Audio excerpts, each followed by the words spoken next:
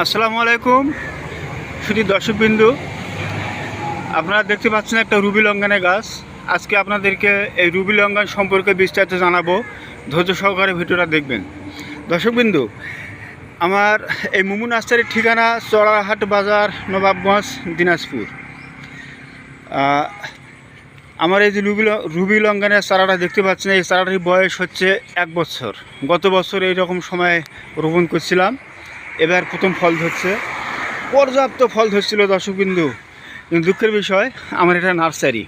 এই নার্সারিতে ছোট বড় ময়মুরব্বী অনেকে আসে আর বলে যে এটা কী ফল, বলেই একটা দুটা করে ফল সে খেতে পারে না দর্শকবিন্দু। এই ফলটা এখনও কিন্তু পাকি নাই।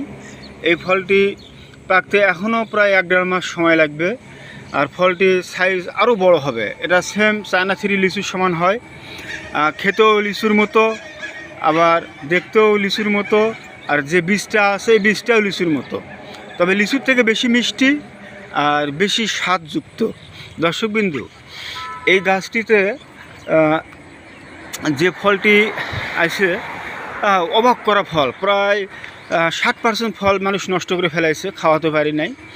তো এরকম চারা যদি আপনাদের প্রয়োজন মনে হয়, আমার কাছে আছে, আমি দিতে পারবো।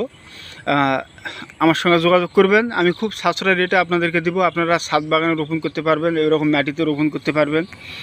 আর দর্শকবিন্দু, আমার এই ভিডিওটা যদি ভালো লাগে থাকে তাহলে একটা লাইক করবেন, একটা সাবস্ক্রাইব করবেন, আর ফেসবুকে ফলো করে দিবেন। দর্শকবিন্দু,